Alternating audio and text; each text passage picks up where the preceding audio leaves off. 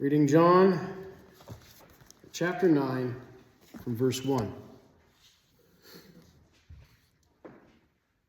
As Jesus went along, he saw a man blind from birth. His disciples asked him, "Rabbi, who sinned, this man or his parents, that he was born blind?" "Neither this man nor his parents sinned," said Jesus. "But this happened so that the work of God might be displayed in his life. As long as it is day, we must do the work of him who sent me. Night is coming, when no one can work. While I am in the world, I am the light of the world." Having said this, he spit on the ground and made some mud with the saliva, and he put it on the man's eyes. "Go," he told him, "wash in the pool of Siloam." This word means sent. So the man went and washed and came home seeing. His neighbors and those who had formerly seen him begging asked, "Isn't this the same man who used to sit and beg?" Some claimed that he was. Others said, "No, he only looks like him." But he himself insisted, "I am the man." "How then were your eyes opened?" they demanded. He replied, "The man they called Jesus made some mud and put it on my eyes. He told me to go to Siloam and wash. So I went and washed, and then I could see." "Where is this man?" they asked him. "I don't know," he said. Well, they brought the man to the Pharisees, the man who had been blind. Now, the day on which Jesus had made the mud and opened the man's eyes was a Sabbath. Therefore the Pharisees also asked him, how had he received his sight? "He put mud in my eyes," the man replied, "and I washed, and now I see." Some of the Pharisees said, "This man is not from God. He does not keep the Sabbath." But others asked, "How can a sinner do such miraculous things?" So they were divided.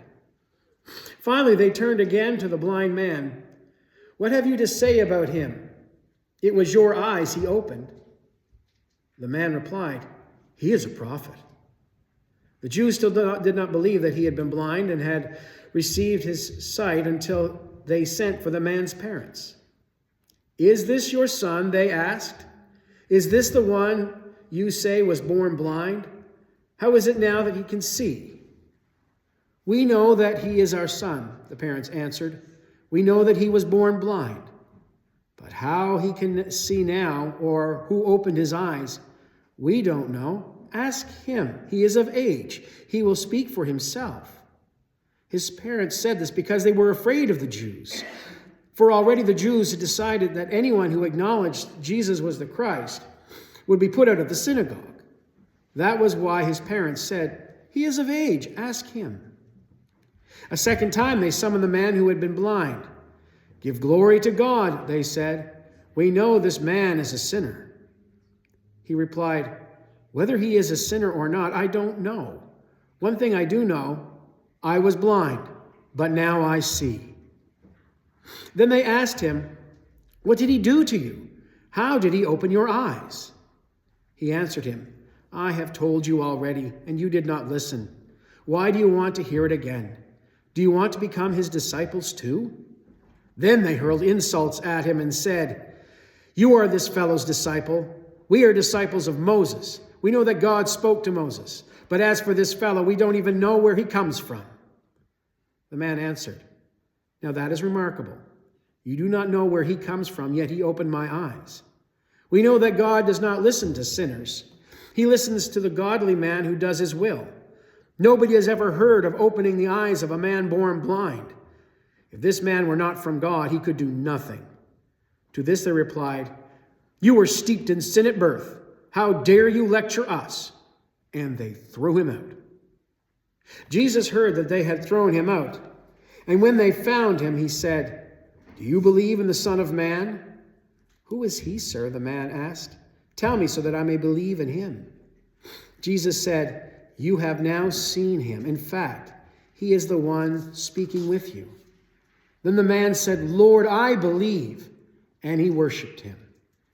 Jesus said, "For judgment I have come into this world, so that the blind will see, and those who see will become blind."